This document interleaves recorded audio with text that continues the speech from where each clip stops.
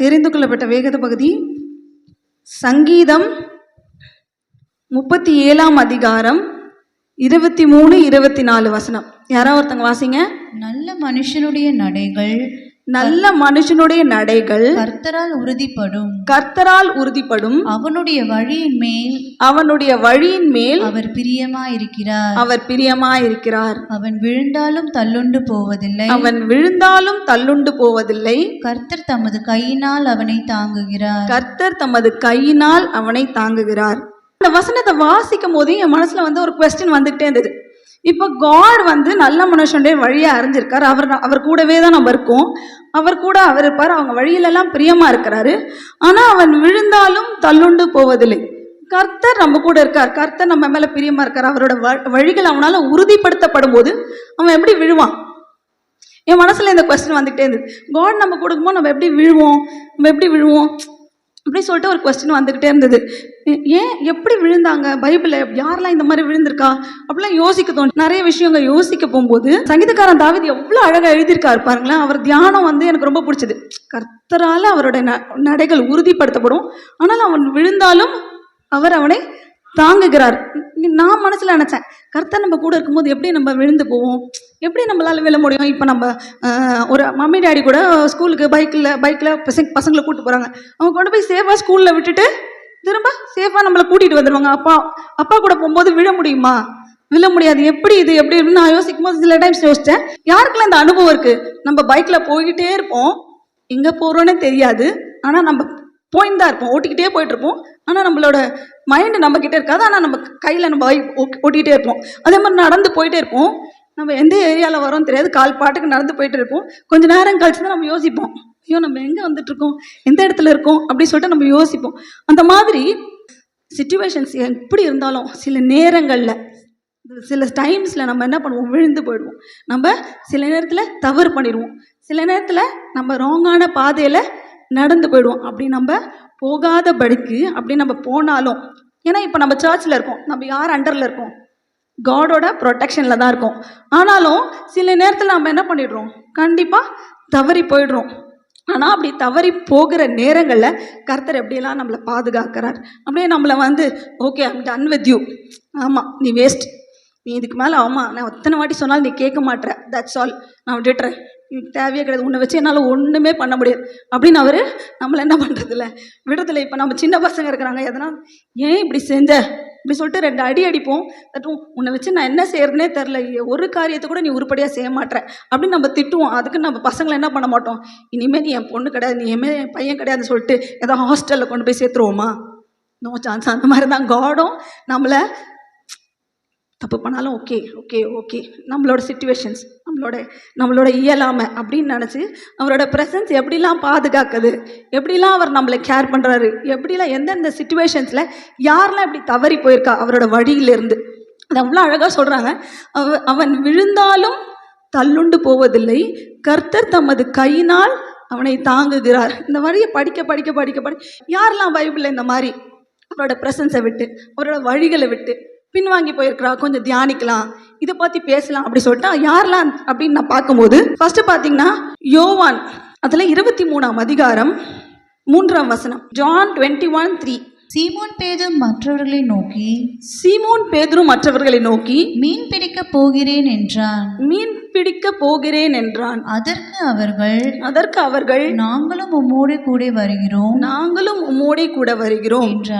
என்றார்கள். அவர்கள் புறப்பட்டு போய் உடனே படவேறினார்கள். இப்ப பாத்தீங்கன்னா இந்த சம்பவம் ஆஃப்டர் ஜீசஸ் கிரைஸ்ட் அவர் கிராஸில் க்ரூசிஃபை ஆன பிறகு இவங்களுக்கெல்லாம் என்ன பண்ணுறதுன்னே தெரியல.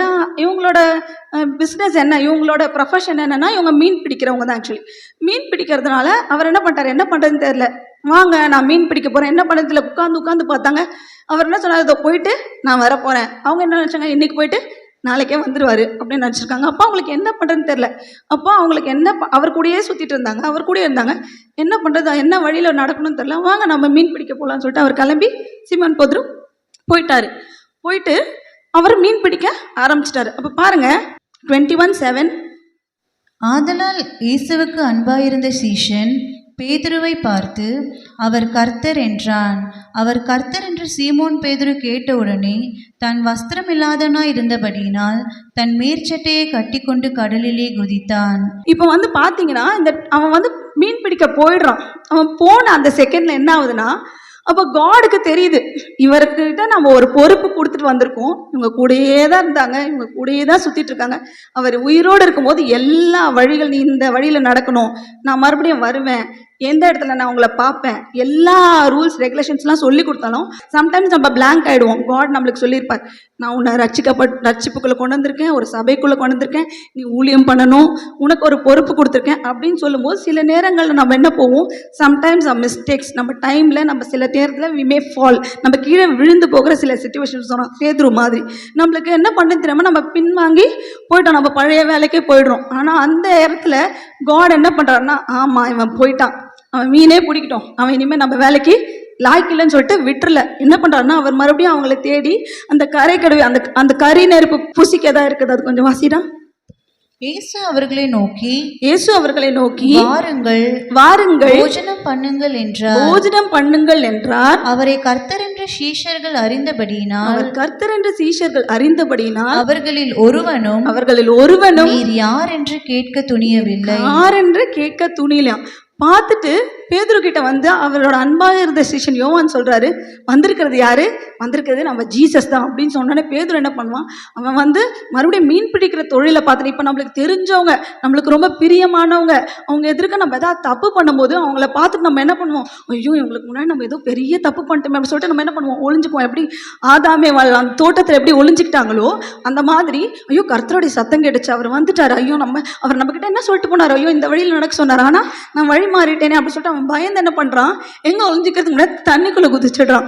தண்ணிக்குள்ள குதிச்சிட்ட பிறகு அவன் அதுக்கப்புறமா ரியலைஸ் பண்றான், எல்லாரும் என்ன பண்றாங்க, கரையை வராங்க. வந்த பிறகு அவர் ஒண்ணுமே சொல்ல, வாங்க நீங்க டயர்டா இருப்பீங்க வந்து சாப்பிடுங்க அப்படின்னு சொல்றாரு. சாப்பிட்ட பிறகு அவர் வந்து பேதுரு அழகா கேட்பார் பாருங்களேன், 21:3 நீ என்னை நேசிக்கிறாயா, ஃபர்ஸ்ட் வாட்டி கேட்பார். 17 இருக்கா, மூன்றாம் தரம் அவர் அவனை நோக்கி யோவானின் குமாரனாகிய சீமோனே நீ என்னை நேசிக்கிறாயா என்றார். ஃபர்ஸ்ட் வாட்டி என்ன கேட்பாரு, நீ என்ன நேசிக்கிறியா, ஆம் கர்த்தாவே நான் உங்களை நேசிக்கிறேன். செகண்ட் வாட்டியும் என்ன பண்ணுவாரு, நீ என்னை நேசிக்கிறாயா, ஆமாம் நான் உங்களை இவங்க எல்லாரை விட காட்டிலும் நீ என்னை நேசிக்கிறேன்னு கேட்குறேன், ஆமாம் இவங்க எல்லாரை காட்டிலும் நான் உங்களை நேசிக்கிறேன். மூணாவது வாட்டி கேட்டோன்னே, ஐயோ கர்த்தாவே உங்களுக்கு எல்லாமே உங்களுக்கு தெரியும், நான் உங்களை நேசிக்கிறேன்றதையும் நீங்கள் என்ன பண்ணுறீங்க, அறிஞ்சிருக்கிறீங்க அப்படின்னு சொல்லிட்டு அவர் கன்ஃபஸ் பண்ணுறாரு. இவர் மீன் பிடிக்க போனோன்னா அவர் ஜீசஸ் கிரைஸ்ட் என்ன பண்ணிட்டாரு, இவனை விட்டுட்டு வேற யாருன்னா கூட நம்ம ஊழியத்துக்கு அழைச்சிக்கலாம், ஏன்னா ஊழியம் செய்ய எத்தனையோ பேர் இருக்காங்க, நம்ம தான் இருக்கணும்னு அவசியமே கிடையாது, அவரோட வழியில் நடக்கிறதுக்கு நம்ம தான் இருக்கணும்னு கொஞ்சம் கூட அவசியமே கிடையாது. இதை கல்லை கொண்டு ஆபிரகாமுக்கு பிள்ளைகளை கொண்டு வர செய்ய தேவன் வல்லவராக இருக்கார். ஆனால் அவர் நம்ம மேலே ஒரு வழி ஒரு நோக்கம் வச்சிருக்காரு, அந்த நோக்கத்தை நம்ம மூலியமாக தான் நிறைவேற்றணும்னு என்ன பண்ணுறாரு, ஆசைப்படுறாரு. அந்த ஆசைப்படும் போது அவங்கள அப்படியே விட்டுறாம எந்த இடத்துல அவன் தப்பு பண்ணி விழுந்து போறானோ அதே இடத்துக்கு அங்கே போய் அவனை ஞாபகப்படுத்தி அவனை மறுபடியும் என்ன பண்ற கொண்டு வந்து, எனக்காக நீ என்ன பண்ணுவ, ஆடுகளை மேய்ப்பாயா, அவனோட ப்ரொஃபஷன் என்ன மீன் பிடிக்கிறது, ஆனால் அவன்கிட்ட போய் கேட்குறாரு, எனக்காக நீ ஆடு மேய்ப்பியா, ஆடுகளை மேய்ப்பியா. அந்த மாதிரி நம்மள ஒரு கர்த்தர் நம்ம வழி மாறி போனாலும் அந்த வழி மாறி போனால் அந்த வழி மாறி போயிட்டுன்னு விட்டுற மாட்டாரு. அவர் என்ன பண்ணுவார், கண்டிப்பாக நம்மளை தாங்கி கொள்வார். கர்த்தர் நம்ம விழுந்தாலும் என்ன பண்ணுவார், அவர் நம்மளை தாங்கி கொள்ளுகிற தேவனாக இருக்கிறார். இங்கே அந்த பேதுரு விஷயத்தில் பார்க்கும்போது எனக்கு ரொம்ப சந்தோஷமாக இருந்தது. அவன் அப்படியே போயிட்டோம், சரி மீன் பிடிச்சான், அவன் வேலை முடிஞ்சது, நம்ம கூட சுற்றிட்டு இருந்தான் அப்படின்னு விட்டுறாம அவனை போய் மறுபடியும் அழைச்சி மறுபடியும் எனக்காக நீ ஊழியம் பண்ணுவியா அப்படின்னு கேட்டு அவனை தாங்கி கொள்கிறார். அந்த தாங்குதல் எனக்கு ரொம்ப சந்தோஷத்தை கொடுத்தது. இந்த வேர்டு இன்னைக்கு ஃபுல்லாக அப்படியே தியானிக்கும் போது ரொம்ப எப்படி சொல்கிறது, ஒரு ஓவர்வெல்மிங் ஃபீலிங்காக இருந்தது. காட் நம்ம எப்படின்னா விழுந்து போயிட்டாலும் அப்படியே விட்டுட்டு போகிற தேவன் இல்லை, மற்றவங்கள மாதிரி யாரோ மாதிரி அவர் நம்மளை எவ்வளோ கேர் பண்ணிக்கிற ஒரு கர்த்தராக இருக்கார். அவர் ரொம்ப கேரிங்கானவர். அதே மாதிரி நம்மளும் என்ன பண்ணுவார், அவர் கண்டிப்பாக கேர் பண்ண போதுமானவராய் இருக்கிறார். ரெண்டாவது யார் அவர் அப்படி இந்த மாதிரி கேர் பண்ணி கூப்பிடுறாருன்னு பார்ப்போமா. 1 ராஜாக்கள் 19:4-5. அவன் வனாந்திரத்தில் ஒரு நாள் பிரயாணம் போய் ஒரு சூரை செடியின் கீழ் உட்கார்ந்து ஒரு சூரை செடியின் கீழ் உட்கார்ந்து தான் சாக வேண்டும் என்று கோரி தன் சாக வேண்டும் என்று கோரி, போதும் கர்த்தாவே, போதும் கர்த்தாவே, என் ஆத்துமாவை எடுத்துக்கொள்ளும், ஆத்துமாவை எடுத்துக்கொள்ளும், நான் என் பிதாக்களை பார்க்கிலும் நல்லவன் அல்ல என்று பிதாக்களை பார்க்கிலும் நல்லவன் அல்ல என்று சொல்லி ஒரு சூறை செடியின் கீழ் படுத்துக்கொண்டு நித்திரை பண்ணினான். ஒரு சூரை செடியின் கீழ் படுத்துக்கொண்டு நித்திரை பண்ணினான். இது யார் நம்ம எல்லாருக்குமே நல்லா தெரியும். யாருன்னா எலியா. எலியா வந்து அவருக்காக ரொம்ப வைராக்கியமா நின்ன ஒரு தீர்க்கதரிசி. அவர் வந்து என்ன பண்ணுவார், ரொம்ப வைராக்கியமா இருப்பார். ஆனா அவருக்கே என்ன ஆயிடுச்சு, ஒரு படபடப்பு, பயம். ஏன்னா அவரோட ஜீவனை கொல்ல போறாங்க. எல்லா தீர்க்கதரிசிலையும் சாவடிச்சிட்டாங்க, நம்ம மட்டும்தான் மிச்சமா இருக்கும்னு அவர் என்ன பண்ணிட்டாரு, நினைச்சிட இஸ்ரவேல் ஜனங்கள் வந்து என்ன பண்ணிட்டாங்க, ரொம்ப விக்கிரகாரதை பண்றாங்க, அவங்க கெட்டு போயிட்டாங்க. அவங்க எல்லாரும் என்ன பண்றாங்க, எல்லா மேடைகள் எல்லாம் இடிச்சிட்டாங்க. இப்போ அவர் உங்க பக்கமா இல்லை அப்படி சொல்லிட்டு அவங்க வெறுத்து, போதும் கர்த்தாவே, என் ஜீவனை எடுத்துங்க, இனிமே என்னால இவங்க கூட ஊழியம் பண்ண முடியாது, எனக்கு ஊழியம் முடியாது, முடிஞ்சிச்சு, என்னோட உங்களுக்காக என்னால சர்வைவ் பண்ண முடியாது, நாட் ஓன்லி ஊழியம், கர்த்தருக்காக என்னால நிக்க முடியாது அப்படின்னு சொல்லிட்டு அவர் என்ன பண்றாருன்னா, போதும் கர்த்தாவே என்னை எடுத்துக்கொள்ளுங்க அப்படின்னு சொல்லிட்டு படுத்துக்கும் போது அந்த 5வது அதிகாரம் வாசிங்களேன். அப்பொழுது ஒரு தூதன் அவனை தட்டி எழுப்பி, அப்போது ஒரு தூதன் அவரை தட்டி எழுப்பி, எழுந்துரு, போஜனம் பண்ணு என்றான். போஜனம் பண்ணு என்றார். ஃபர்ஸ்ட் செகண்ட் வாசிங்க, 19:6 வாசிங்க. அவன் விழித்து பார்க்கிற போது, அவன் எழுந்து பார்க்கிற போது, இதோ தழலிலே சுட்டப்பட்ட அடையும், தழலிலே சுட்டப்பட்ட அடையும், ஒரு பாத்திரத்தில் தண்ணீரும் அவன் தலைமாட்டில் இருந்தது. அப்பொழுது அவன் புசித்து குடித்து திரும்ப படுத்துக்கொண்டான். இப்ப பாத்தீங்கன்னா ஒரு தூதன் வந்து என்ன பண்றான், அவன் ரொம்ப டயர்ட் ஆயிட்டான், அவன் ரொம்ப சோர்ந்து போயிட்டான். இனிமே என்ன பண்ண முடியாது, என்னால இந்த ஊழியத்தை பண்ண முடியாது, இனிமே என்னால உங்களுக்காக சர்வை பண்ண முடியாது, ஸ்டாண்ட் பண்ண முடியாது, உங்களுக்காக என்னால் நினைச்ச போதும், என்னால முடியாது காட் அப்படி சொல்லிட்டு அவர் போய் என்ன பண்ணாரு, நடந்து போய் ஒரு சூரச்செடி கிட்ட படுத்து தூங்கிட்டாராம். இதுல காடோட கேர் பாருங்களேன் எவ்வளவு அழகா இருக்கு. ஃபர்ஸ்ட் வாட்டி ஒரு தூதன் அனுப்பி தட்டி எழுப்புறாராம். அந்த வேர்டு எனக்கு ரொம்ப பிடிச்சது. ஃபர்ஸ்ட் வாட்டி தட்டி எழுப்பி சாப்பிடு, போஜனம் பண்ணு அப்படின்னு சொல்றாரு. ஃபர்ஸ்ட் வாட்டி எழுந்து போஜனம் பண்ணிட்டு, நீ எங்கேயாச்சும் போ, உனக்கு வேலை நிறைய இருக்குன்னு சொல்ல ஃபர்ஸ்ட் ஒன்று. ஏன்னா அவனோட மனநிலைமைய, நம்மளோட மனசை புரிஞ்சுக்கிற கருத்தரா இருக்காரு. ஃபர்ஸ்ட் அவன் ரொம்ப டயர்டா இருக்கான், ரொம்ப சோர்வா இருக்கான். ஃபர்ஸ்ட் தட்டி எழுப்பி நீ சாப்பிட்டு, நீ போஜனம் பண்ணு, அவ்வளவுதான், நீ சாப்பிடு அப்படி சொல்றாரு. சாப்பிட்ட உடனே அவன் என்ன பண்றான், டயர்ட்ல படுத்து தூங்குறான். நல்லா தூங்க விடுறாரு, நல்லா ரிலாக்ஸ் ஆகும். இன்னும் கொஞ்சம் நல்ல நாளா நீ ரெஸ்ட் எடுப்பா, நீ ரெஸ்ட் எடு, நல்லா ரெஸ்ட் எடுத்துக்கோ. ரெஸ்ட் எடுத்துட்ட பிறகு அகைன் செகண்ட் டைம் தூதனை வச்சு எழுப்பி, செகண்ட் டைம் வாசிங்க. கர்த்தருடைய தூதன் திரும்ப 2ஆம் தரம் வந்து அவனை தட்டி எழுப்பி எழுந்திருந்து போஜனம் பண்ணு, நீ பண்ண வேண்டிய பிரயாணம் வெகு தூரம் என்றான். எவ்வளவு ஒரு கேரிங்கான காட் பாருங்களேன். ஃபர்ஸ்ட் வாட்டி எழுப்புறாரு, எழுப்பி அவனோட ஹார்ட் எவ்வளோ சோர்ந்து போயிருக்கும், அவனை பத்தி தெரியுது. இப்போ நம்மளாம் ரொம்ப அழுது என்ன பண்ணுவோம், டயர்ட்ல தூங்கிடுவோம் தெரியுமா. அந்த மாதிரி தான் அவன் காட் கிட்ட, அவனால அந்த மனபாரம் சில டைம் நம்மளை அழுத்தும் போது நம்மளால சர்வைவே பண்ண முடியாது. என்ன பண்றதுன்னு தெரியாம பயத்துல என்ன பண்ணுவோம், இழுத்து போத்தின்னு அழுதுட்டு தூங்கிடுவோம். அது என்ன பண்றது, ஒரு அப்போ பலார்னு அடிச்சுட்டாங்க, இல்லை இந்த பிரச்சனை என்னால ஃபேஸ் பண்ண முடியல அப்படின்னு நினைக்கும் போது நம்ம என்ன பண்றோம், படுத்து தூங்கிடுவோம். அந்த மாதிரி தான் எலியா காடுக்கு முன்னாடி எனக்கு முடியாது, நான் படுத்து தூங்கிக்கிறேன் அப்படின்னு சொல்லும் போது எழுப்பி உன்னை சாப்பிட்டுட்டு again you can take rest அப்படின்னு சொல்லிட்டு அழகா படுத்து, அந்த மன பாரத்தை எதனால எடுக்க முடியாது, தூக்கம் இருந்தால் தான் ஒரு மைண்டுக்கு என்ன ஆகுது, ரிலாக்ஸேஷன் வரும். அதை வந்து ஒரு ஏஞ்சில் வச்சு அழகா சாப்பிட வச்சு மறுபடியும் என்ன பண்றாரு, நல்ல நீ ரெஸ்ட் எடு, மறுபடியும் ஏஞ்சிட்டு நீ ஏஞ்சிட்ட சாப்பிட்டுட்ட தூங்கிட்ட ஏஞ்சி போன்னு சொல்ல மறுபடியும் என்ன பண்றாரு, அவனுக்கு சாப்பாடு கொடுக்குறாரு. ஏன்னா ஒரு ஹியூமனுக்கு என்ன வேணும்னு அவருக்கு தெரியுது. ஆகாரத்தை கொடுத்துட்டு இப்போ என்ன சொல்றாரு, நீ பண்ண வேண்டிய பிரயாணம் ரொம்ப தூரம் இருக்கு, நீ போதும் கர்த்தாவேன்னு சொன்னோன்னே, இப்போ இன்னைக்கே இங்கே நில்லுப்பா, உன் ஜீவன் எடுத்துற அப்படின்னு எடுக்கல. அவனை ரெஸ்ட் எடுக்க வைக்கிறார், அவனை மைண்டை ஃப்ரெஷ் பண்ண வைக்கிறார். நீ போய் இங்கே வந்து ஒருத்தனை அபிஷேகம், அந்த ராஜாவை அபிஷேகம் பண்ண, அவனோட காரியம், அவனால் முடிய வேண்டிய காரியத்தை உன் மூலியமா முடிக்கிறாரு. அதனால காட் வந்து எப்படிப்பட்டவர்னா, உன்கிட்ட உன்னை ஒப்படைச்சிட்டாருன்னா உன் மூலியமா அதை செய்யணும்னு அவர் ஆசைப்படுறார். நீ என்னதான் சோர்ந்து போயிட்டாலும், என்னதான் பிரச்சனையில நீ ஃபேஸ் பண்ண முடியாம தவிச்சாலும், உன்னை வச்சுதான் அதை செய்ய வைப்பார். அவருக்கு நீ அதை செய்யணும், உன்னை வச்சு என்னால் செய்ய முடியாதுன்னு யார் அவங்க கிட்ட சவால் விடுறாங்களோ அவங்க எதிர்க்க உன்னை வச்சு என்னால் செய்ய வைக்க முடியும். ஒன்றுமே இல்லாத ஒரு சின்ன புழுவாக இருந்தால் கூட இஸ்ரேல் மக்கள் வந்து ஒன்றுமே இல்லை, அடிமைகளாக இருந்தாங்க. ஆனால் அவங்கள கண்டு பயப்படும்படியாக பெரிய காரியங்களை செய்தேவன். அவ்வளோ கேரான காட் நம்ம காட். நம்மளை அவர் கேர் பண்ணிக்க போதுமானவராக இருக்கார். நம்ம வந்து அவர் அற்பமாக இருக்கலாம், பெண்களாக நம்ம ஒரு ஃபேமிலியில் வந்து ஒரு அற்பமாக இருக்கலாம். ஏன்னா ஹெட் ஆஃப் த ஃபேமிலி யாரு? மென்ஸ் தான் ஹெட் ஆஃப் த ஃபேமிலி. ஆனால் கேர்ள்ஸா அப்படின்னு நினைக்கக்கூடாது. நம்மளை கொண்டும் கர்த்தர் என்ன பண்ணுவார்? கண்டிப்பாக பெரிய காரியங்களை செய்ய வைக்க போதுமான. நம்ம சோர்ந்து போயிடக்கூடாது. நம்மளால என்ன பண்ண முடியும், நம்ம ஒன்றுத்துக்கே ஆக்கல போல. ஏன்னா நம்ம சின்ன சின்ன ஏதாவது தவறு பண்ணிடுவோம் நம்மளுக்கே தெரியாமல். அந்த தவறுல நம்ம பயந்து ஐயோ இதுக்கு மேலே நம்மளால ஒன்றுமே பண்ண முடியாது, நம்ம இது பெரிய தப்பு பண்ணிட்டோம், நம்ம விழுந்து போயிட்டோம், அவ்வளோதான், இனிமேல் எழுந்திரிச்சு நிற்கவே முடியாது அப்படி சொல்லிட்டு நீங்கள் பதறிட வேணாம். காடோட சப்போர்ட் நம்ம கூட இருக்கும், காடோட கேர் நம்ம கூட இருக்கும். நீ எங்கே விழுந்து போனியோ, எங்கே உன்னை ஆட்டணும், எங்கே உன்னை எப்படி உன்னை வந்து சாட்டிஸ்ஃபை பண்ணணும், எங்கே உன்னை எப்படி தட்டி கொடுக்கணும்னு அவருக்கு கண்டிப்பாக தெரியும். அந்த இடத்துல அவர் நம்ம கூட இருந்து நம்மளுக்காக அவர் பராமரித்து நம்மளை கேர் எடுத்து மறுபடியும் நம்மளுக்கு எந்த பிரயாணத்தில் நம்ம கொண்டு போகணுமோ, எந்த விதத்தில் நீங்கள் உங்கள் வாழ்க்கையை சக்ஸஸ்ஃபுல்லாக முடிக்கணுமோ அந்த இடத்துல உங்களை சக்ஸஸ்ஃபுல்லாக முடிக்க செய்கிற தேவன் நம்ம கூட இருக்கிறார். ஹல்லேலூயா, ஹல்லேலூயா. லாஸ்ட்டாக பார்த்தீங்கன்னா யோனா 1:3. அப்பொழுது யோனா கர்த்தருடைய சமூகத்தினின்று விலகி தர்ஷீஷுக்கு ஓடி போகும்படி எழுந்து யோப்பாவுக்கு போய் தர்ஷீஷுக்கு போகிற ஒரு கப்பலை கண்டு கூலி கொடுத்து தான் கர்த்தருடைய சமூகத்தினின்று விலகும்படி அவர்களோடு தர்ஷீஷுக்கு போக கப்பல் ஏறினான். இங்கே பார்த்தீங்கன்னா 3வது யார் கர்த்தரோட சமூகத்தை விட்டு விலகி ஓடுறா? யோனாவை பற்றி நம்ம சின்ன வயசு சண்டே கிளாஸ்லேருந்து கேள்விப்பட்டுருக்கோம். அவர் என்ன பண்ணுறாரா, காட் வந்து அவருக்கு ஒரு வேலை சொல்கிறாரு. 1வது அதிகாரத்தை ஃபஸ்ட்டு 1 வாசிடா.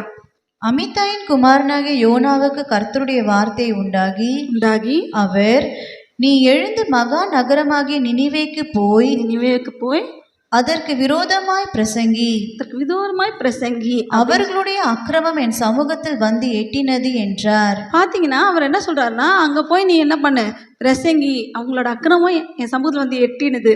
ஆனால் இவர் என்ன பண்ணுறாரு, நான் போய் சொல்லுவேன். ஆனால் இவர் வந்து அந்த ஜனங்க மன்னிப்பு கேட்டுருவாங்க. மன்னிப்பு கேட்டால் இவர் என்ன பண்ணுறாரு, மனதுருகுகிற தேவன் மன்னிச்சிடுவார். நம்ம எதுக்கு வீணாக போனோம், போய் சொல்லிட்டு வரோம், இது வேலையேற்ற வேலை நமக்கு அப்படின்னு நினச்சிட்டு வேணாம். சில நேரத்தில் நம்ம இப்படியும் பண்ணுவோம். சிச்சுவேஷன்ஸ்னால நம்ம சைலண்டாக இருப்போம். நம்ம சொல்கிறோம் காட் வந்து அவங்களுக்கு இதுதான் செய்ய போகிறாரு, நம்ம எதுக்கு அவங்களுக்காக ஜெபம் பண்ணோம், நம்ம எதுக்கு அவங்க அனுபவிக்கட்டும், அவங்க தப்பு தானே பண்ணாங்க, நல்லா அனுபவிக்கட்டும், நம்ம எதுக்கு அவங்களுக்காக பருந்து பேசி ஜெபம் பண்ணோம். ஆனால் அது நம்ம மேலே விழுந்த கடமை இல்லை, வி ஹாவ் டு ப்ரே இல்லை.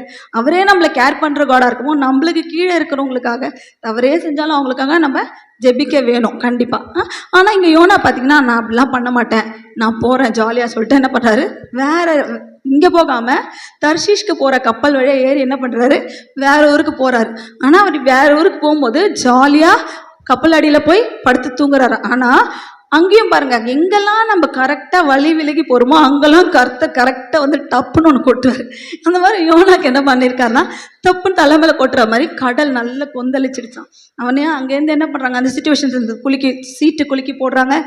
சீட்டு வந்து யோனாவின் பேரில் விழுது, கடல் கொந்தளிக்குது. இப்போ நீங்கள் என்ன பண்ணால் சரியாகும்னா, என்னை தூக்கி கடலில் போட்டுருங்க, இதுதான் எனக்கு கரெக்டான தண்டனை, நீங்கள்லாம் சேஃப் ஆகிடுங்க. அவருக்கு எவ்வளோ நல்ல மனசு பாருங்க, என்னால் நீங்கள்லாம் ஒன்று சாவேணா, நான் ஒருத்தமொத்தம் தப்பு பண்ணேன், நானே செத்து போகிறேன், நீங்களாம் நல்லா போய் சேருங்கப்பா அப்படி சொல்லிட்டு என்ன பண்ணுறாரு, கடலில் தூக்கி போட சொல்லிடுறாரு. ஆனால் கூட நம்மளை தாங்குகிற தேவன் ஒரு பெரிய மீனுக்கு கட்டளையிடுறார்.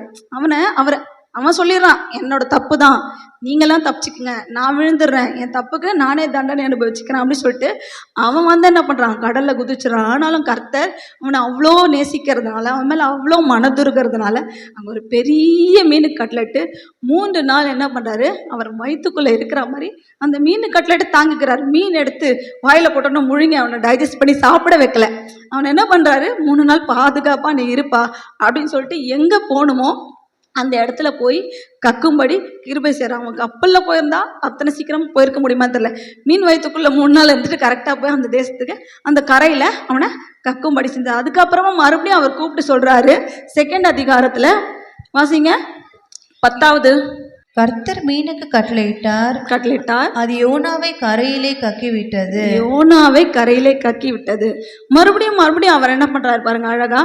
அதே யோனா 3:1-2 வாசிங்க. இரண்டாம் தரம் கர்த்தருடைய வார்த்தை யோனாவுக்கு உண்டாகி, இரண்டாம் தரம் கர்த்தருடைய வார்த்தை யோனாவுக்கு உண்டாகி, அவர் நீ எழுந்து மகா நகரமாகிய நினிவேக்கு போய், நீ எழுந்து மகா நகரமாகிய நினிவேக்கு போ, நான் உனக்கு கற்பிக்கும் வார்த்தையை நான் உனக்கு கற்பிக்கும் வார்த்தையை அதற்கு விரோதமாய் பிரசங்கி அதுக்கு என்றார். விரோதமாய் பிரசங்கி என்றார். இப்ப அவர் என்ன பண்றாருன்னா அகைன் கரெக்டா என்ன பண்றாரு, போய் பிரசங்கிக்கிறார். ஃபர்ஸ்ட் வாட்டி அவன் தவறிட்டான். காட் வந்து சொல்றாரு அகெயின் அந்த 3 நாள் அவன் மீன் வயிற்றுக்குள்ள வச்சு அவனை பராமரித்து மறுபடியும் போய் கக்க வச்சோம்னா மறுபடியும் அதே வார்த்தை 1வது அதிகாரத்தை 1வது வசனத்துல அதே தான் காட் அவன்கிட்ட சொல்றாரு.